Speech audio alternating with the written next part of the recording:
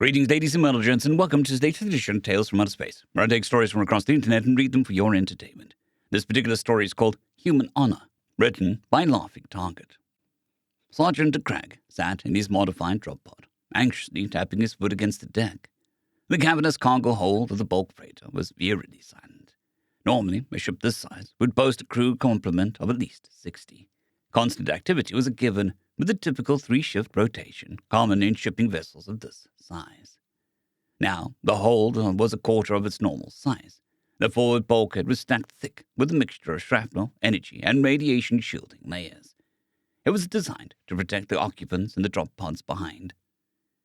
The rest of the space was empty, save 5 drop pods, including one Cragg was occupying. He was blankly staring at his communication pad. The automatic screen sleep mode had kicked in, and he was staring at his reflection in the surface. His light green scales and colorful head crest looked dull in the black. As a member of the Confederated Special Operations Command, CSOC, he was used to dangerous missions. Cragg and his squad had been on dangerous and outright insane missions during the now 7-month-long conflict with the Jakal Democratic People Republic, JDPR. Despite the name, the Jakars were ruled by a hereditary dictatorial regime. They were currently on the 7th-generation leader. The society operated on a 3-tier caste system. The top was solely occupied by the leader. The second tier was the military. The last tier was everyone else. The Confederation had, for the longest time, operated on the presumption that the Jakars' formal name meant something. The Jakars were an insular, flightless avian species. They didn't seek to join the Confederation after their first contact and steadfastly refused outside access to their 3 systems. Outside contact with the Jakar was rare. Trade was always performed by official JDPR merchants. They sold an array of low-grade machine goods, while they preferred purchasing food and few higher-order goods. The Jakar merchants were always friendly and frequently spoke of how pleasant life was in the JDPR. The only other contact was with the rare, roving Jakar pirate band. They preferred to operate out of hijacked ships and targeted valuable high-technology goods. The Crag's younger sister, Durhagalura, was caught up in a raid of an exotic material production facility a few months before the war started. Jakar traders were always apologetic when asked about it. They explained that the JDPR had such an effective law enforcement apparatus that it was near impossible to commit crime. Various dissenters and other shady individuals, they said, would flee to the stars to engage in their preferred profession. Confederate law enforcement struggled with finding out what the Jakar pirates were doing with all their stolen goods. Across investigation efforts by many agencies and species, no one could find where the Jakar were moving the goods. Nothing turned up on any of the black market channels officials monitored. Everything simply vanished. At least until 2 months before the start of the war, when a consumer goods factory opened a container in Jakar machinery parts and found a dozen Jakar hidden away inside. In stark contrast to the well-fed, well-dressed traders, the Jakars in this container were dressed in ragged clothing and terribly malnourished. Since no one knew the Jakar language, it took a month for the computer systems to come up with a translation protocol. Afterwards, the Confederation learned the Jakars were refugees who were part of the forced labor camp tasked to build massive planetary defense towers. They said that the JDPR was planning on invading the neighboring star system to resolve food shortages due to central mismanagement of the agricultural sector. The refugees also provided details on the inner workings of the species. Their dictatorial nature, a fanatical military that was well cared for, and billions of grindingly poor slaves performing labor. The refugees were only able to escape during the confusion out of a large labor transfer effort to retool their facility from export machine goods to munitions manufacturing. They were also a single extended family. Had the family had attempted to escape alone, her entire family would have been executed. Despite the warning, no one in the council believed that Jakar would invade. The council assumed Jakar were outgunned and outmanned, so it would be foolish to attack. They grossly miscalculated what a dying dictatorial society would do to ensure its survival. Then the vast fleet appeared in the Confederate star system, compatible with Jakar physiology. The ships that appeared were far more advanced than the Jakar had previously indicated. The Confederacy realized how they were able to field advanced weapon systems when the ships began using the same boarding and capture tactics the Jakar pirates used. Intelligence determined that there were, in fact, no Jakar pirates. They were JDPR military raids using Special Forces units. The fact that the JDPR was sending trained combat units to engage in piracy answered a few nagging questions Cragg had regarding his sister's ordeal aboard Particle Station Huntsville. How did a supposed ragged bunch of pirates successfully board and control the space station, particularly a station crewed by humans? The few tactics Tagala was able to relay indicated a force that knew how to identify and subdue humans when they were only armed with false sluggers. They deployed drawing tactics, sacrificial ploys, and created a barricaded choke point. Had her now husband not been a human able to take a few hits to the body and had the mind to create a makeshift airburst bomb, his sister would no longer be among the living. Now the Confederacy was engaged in a drawn-out, bloody battle to retake the planet the Jakors occupied. The Jakor military was fanatical and showed little concern with losing soldiers. They threw bodies at the Confederacy by the millions. Worse, the Confederacy had no means of shutting down the logistics feeding the occupation. Logistics in the conflict was always paramount. Many militaries over history across every species found themselves on the losing end of a conflict because they forgot to secure a means to supply the combat force. Conflict was as much the soldiers firing at each other on the front line as it was finding a way to starve those soldiers of food and munitions. In space, the logistics became remarkably difficult to sever. It allowed even the most brazen military mind to maintain an effective battle.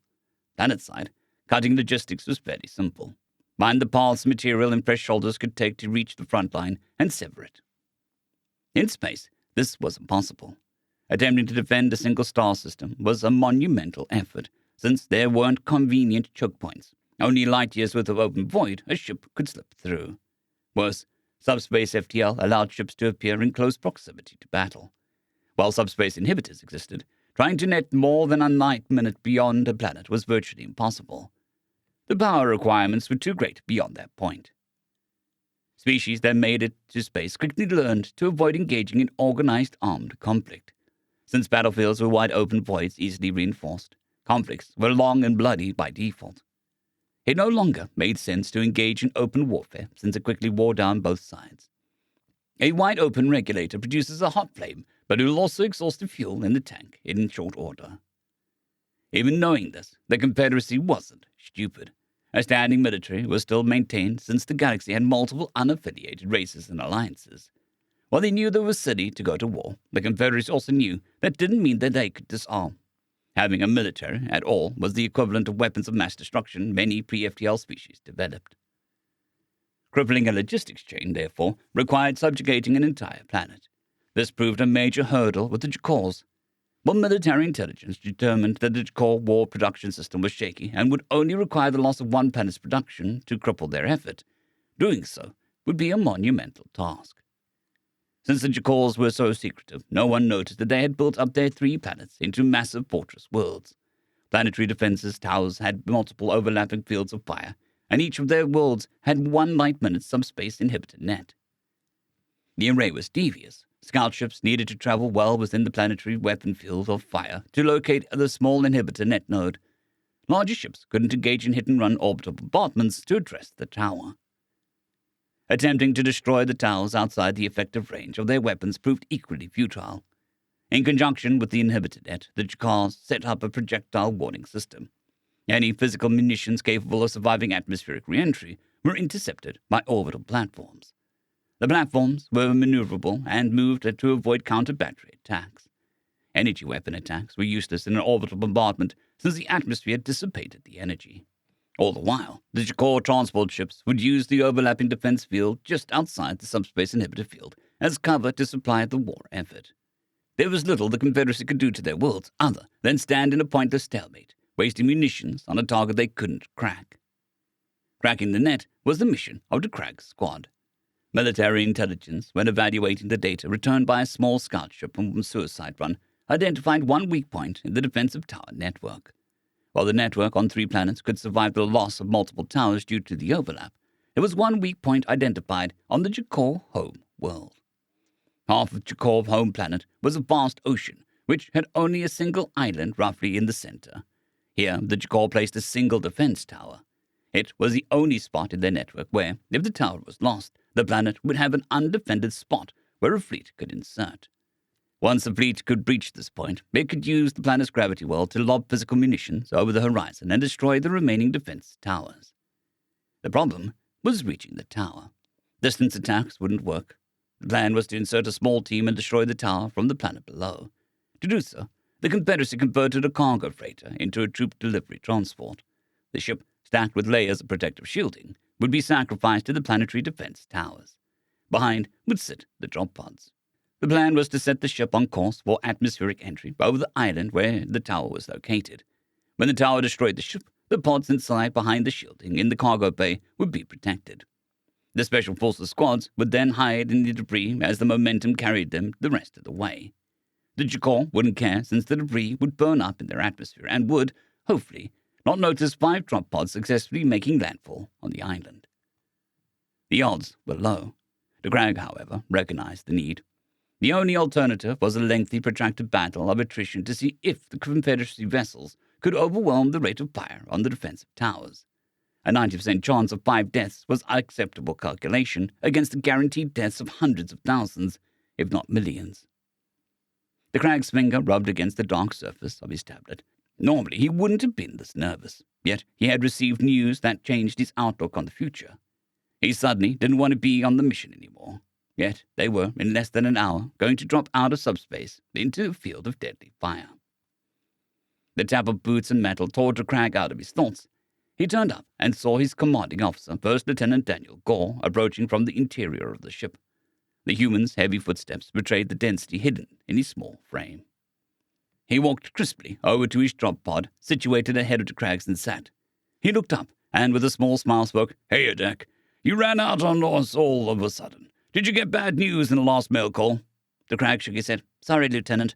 It's not bad news per se. It's actually great news. It's just suddenly changed my perspective on life." Daniel leaned back and crossed his arms. "I'm all ears if you want to talk about it. I can't have my sergeant's mind a mess for the mission." "Sure thing, Lieutenant Dan," De Crag said with a small smirk as he attempted to cheer himself up with a small joke. Daniel frowned. "I swear, I'm regretting showing you all that movie." De Crag chuckled. Daniel wasn't like the other lieutenants De Crag met over his 15-year military career. While he was an academy grad, top of his class at that, the human was humble. He never disregarded a more experienced sergeant and took his job of getting his soldiers home from the mission. De Crag sighed as he handed his tablet over to Daniel. "You see, Lieutenant, it's my sister DeGarla. Well, turn that on and you'll know." Daniel took it. Damn it, Charles. I have a hard time pronouncing your names." De Crag laughed. "Yeah, your larynx isn't designed to handle the glottal hiss. Her husband just calls her Darla." "Darla, right. How's she doing?" Daniel asked. De Crag only gestured to the tablet. Daniel activated the device and stared at the screen where he saw an ultrasound image. His face suddenly beamed a big smile. "Well, I'll be. Congrats, Uncle Deck." De Crag lowered his head and felt his crest flutter. It was a rare moment of embarrassment. "I've had news confirming humans and Synapians are compatible is making its rounds, too," Daniel continued, oblivious to De Crag's embarrassment. "Nah," De Crag replied. "Everyone knows about the weird convergent evolution effect. There aren't too many variations DNA can make to produce a species capable of space travel. We haven't even found an alternative to DNA, since it doesn't seem anything else is even capable of producing life. The effect ends up making us mostly the same where it counts. Any given species can successfully reproduce with about 70% of the other species out there. Even if you can't, a mixed-race child probably can via other parents' contribution. It'll just get it added to the list, not that it matters much, apart from the weird fetishes. And we instinctively know that it'll work or not by finding the partner appealing." "It's still new to humans," Daniel said. "We've only been out in the galactic community for a century. We haven't managed to form that many mixed-race pairings yet. I'm mostly curious of what the kid will look like." De Crag shrugged.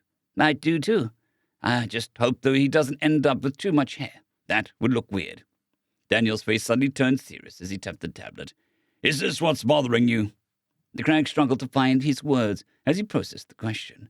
Before he could answer, the door leading to the rest of the ship opened, and the boisterous noises of the rest of the squad echoed in the cargo hold. "Hey, Sergeant, why'd you vanish on us?" Specialist Facility said. She was a Canid-type species called a Berigan and had grey fur, with white tufts across the cheek. "Yeah, we were just getting to the best part. I love how that guy in the power armor keeps getting killed over and over again just to wake up getting kicked, Specialist Rohili added. He was an avian-type species called a roo. He had green and purple feathers to go along with his purple beak. That's because you'd love to be woken up like that every day, Specialist Rohili said. She was a tall, lanky, light blue species similar to humans called an Isidian, though they had a light covering of fur over their entire bodies. Hey, Fosro Da! Daniel called out with a chuckle. Dihili rolled her eyes. Seriously, Lieutenant, what is it with humans and your obsession with pop culture references? Daniel shrugged. Command made it too easy when they assigned you three to my squad. Sure thing, Lieutenant Dan, Rohili said back jokingly. Daniel groaned. I deserved that. Anyway, I'm just talking to the sergeant here about his mail. Please don't, DeCraig started. He knew it was a futile effort. You see, Daniel continued, ignoring DeCraig. Sergeant DeCraig here. It's going to be an uncle. Hey, nice, Miss City shouted.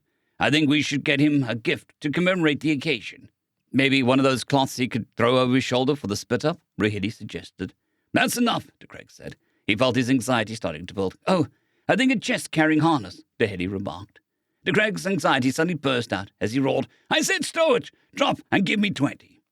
The three immediately snapped to attention, shouted, Yes, Sergeant, and dropped to give their push-ups. Daniel looked over at DeCraig with concern in his eyes. DeCraig knew special forces were looser than the regulations than normal military units. They routinely went into high-risk missions and had to build a deeper bond to adjust. Excessive rigidity was harmful to the cohesion of a small squad like theirs. After the three stood back up and entered a state of attention, DeCraig sighed, At ease. Sorry for my outburst. This news isn't sitting with me well. The specialists each silently sat in their pods and looked at DeCraig. Daniel broke the silence. Hey, we're here if you want to talk. DeCraig rubbed his hand over his chest. This is, it bothered me. I know what we do is dangerous, and I made peace with that years ago when I signed up. However, now, when I saw the little life on that image there, it hit me. That's a little person that'll only ever know his uncle from stories. The five sat in silence for some minutes as they allowed the gravity of DeCraig's words to absorb in their minds. Look, Vasily said softly, the way I see it is that we all have each other's backs. We did some crazy stuff, border skirmishes, pirate station raids, and we even took out a Jakar cruiser. We cover each other, and we can come home. Besides, Dahili said, the lieutenant is human. You know how he's not one to be messed around with. Hey, now, don't elevate us that much, Daniel said. Then he smiled. Matt said, I'm a Tennessee boy who is a descendant of the great Elvin York. Everyone, even DeCraig, groaned at that. DeCraig, thankfully for his distraction, spoke. Not this again. Even if that was true, you're so far genetically distant that he'd be no more related than a random stranger. Sounds like you need to hear the story again, Daniel said. He tapped on the tablet a few times and, with a low volume, the familiar lyrics of the bluegrass song Rocky Top started to play. Daniel then launched into the story about the man who, along with only 15 compatriots, managed to capture over 100 enemies. There was even a point where York had to charge a rapid-fire fortification. I get it. You humans have something broken up top, DeCraig said, tapping his fingers on his own skull for the effect. Daniel opened his mouth to respond when a beep sounded from his wrist. He looked down, and his face went serious. Buckle up, boys and girls. We're about to exit FTL. See you planetside. DeCraig and Daniel ensured the three specialists were secured in their pods before Daniel checked DeCraig's. DeCraig was happy that his lieutenant took his job seriously. A lot of officers thought that they were above it all. Lieutenant, on the other hand, was always the first into the fight and the last coming home. He was the one who risked not having a follow-up checker to ensure his pod was promptly sealed. The silence in the pod was stressful. Even though they had dropped out of FTL at the edge of the subspace inhibitor net, it would take a few minutes before the towers would respond. Then it would take a minute or two for the attack to reach the ship. DeCraig closed his eyes and took a calming breath. After a few minutes, his meditation was rudely interrupted by the thundering pulse echoing from outside the pod. The first munition slammed into the kinetic ship's kinetic shielding. Lights flickered after a second boom, indicating the energy shield had failed.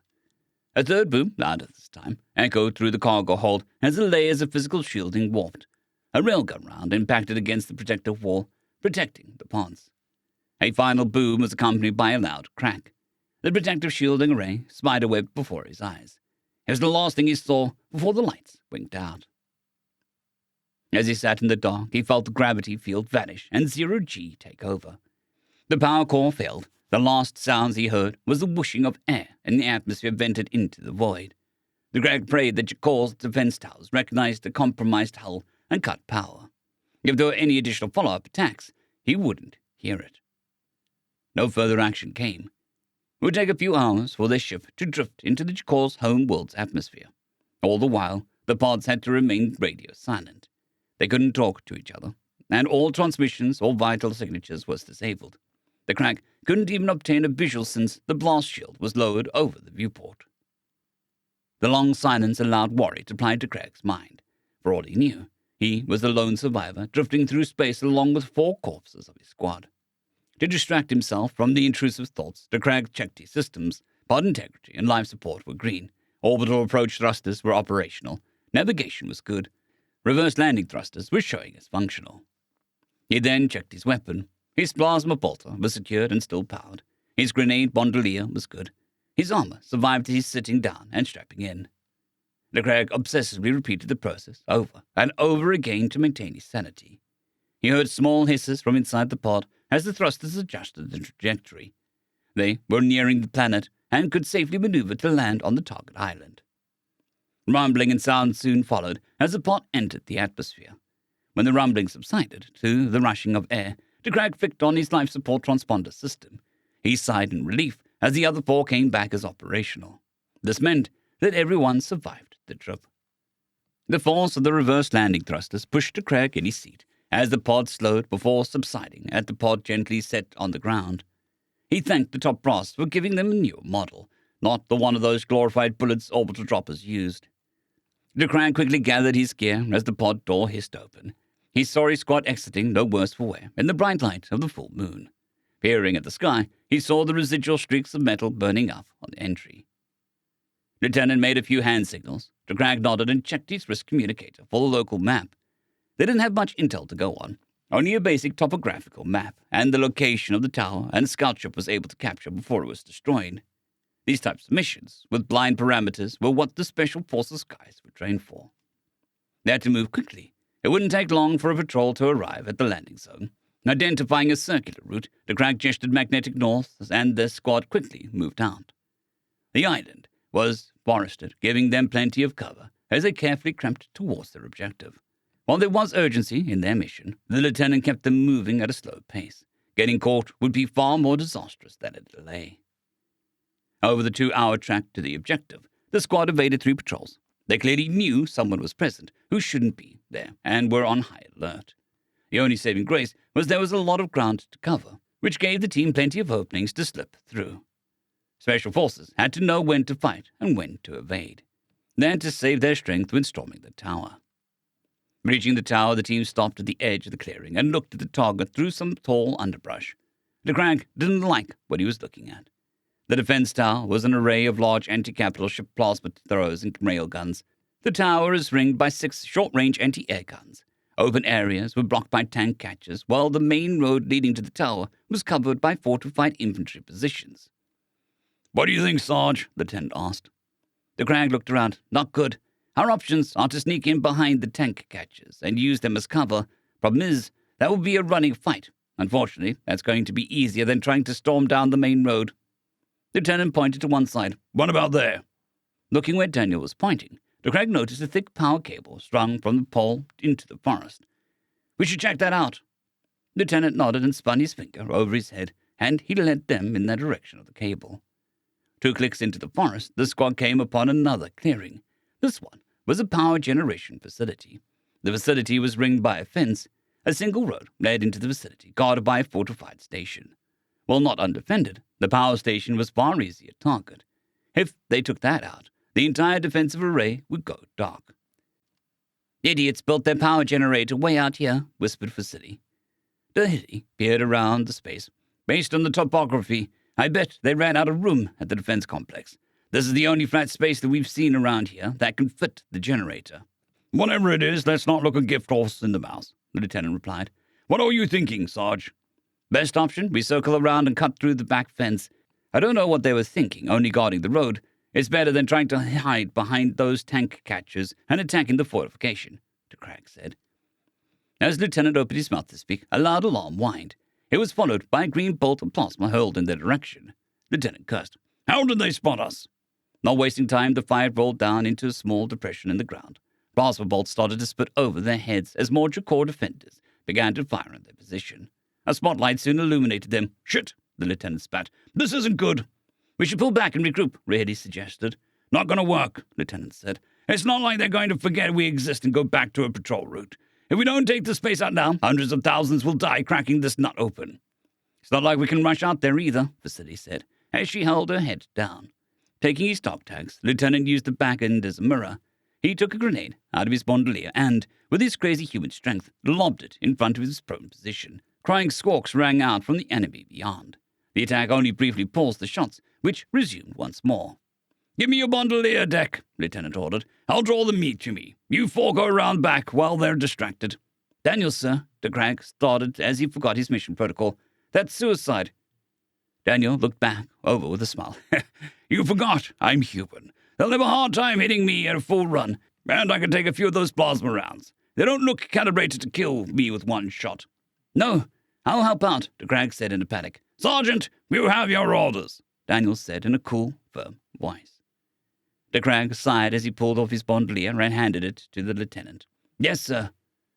Lieutenant nodded and pulled another grenade. He lobbed it, and as the second of the explosion went off, he ran for the tank catcher along the road. "Over here!" When the spotlight left the depression in the ground, de Crag and the others got up to sprint towards the rear of the power station. As they ran, the lieutenant was raining explosive death upon the fortified guard station. The Jakor inside the fence were all running towards the battle, leaving the backside unguarded. The night was filled with explosions, cries of Jakors getting shredded, the pulses of plasma rounds hissing through the air, and a strange high-pitched battle cry from the lieutenant. He was raining an entire platoon's worth of munitions on the enemy, all on his lonesome. Under cover of the racket, de Crag used his plasma vaulter to burn out the opening in the fence.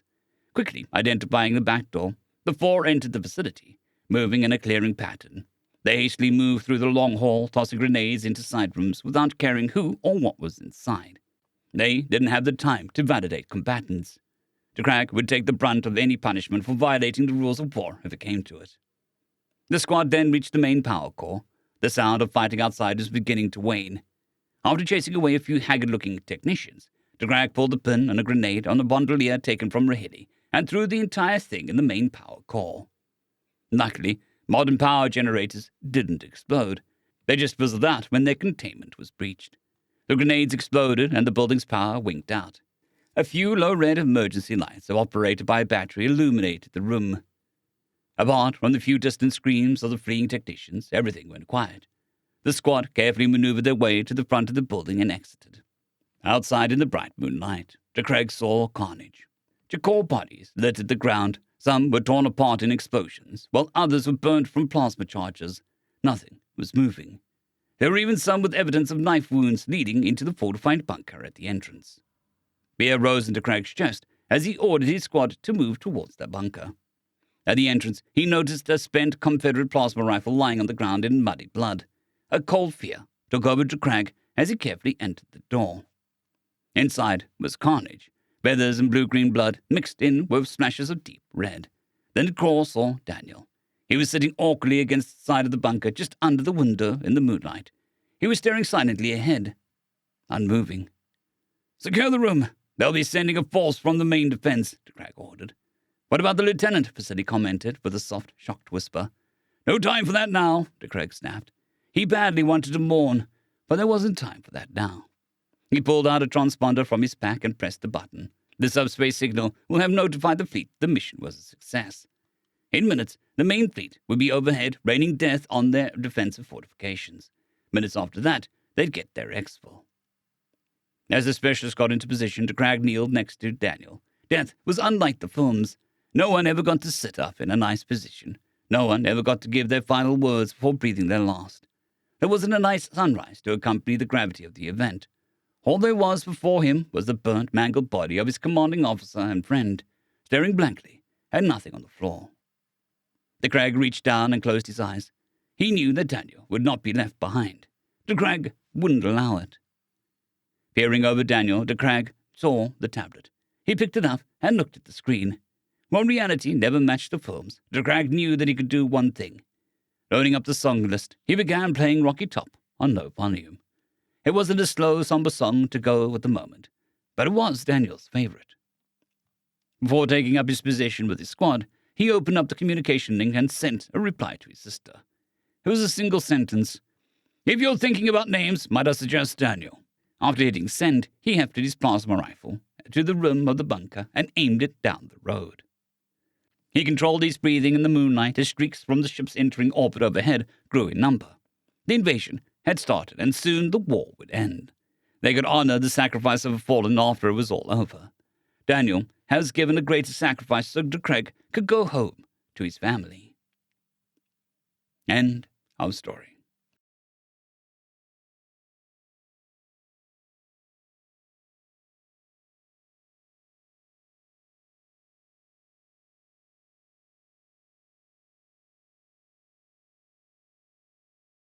I'd quickly like to thank our Tier 5 channel members, Caspar Arnold,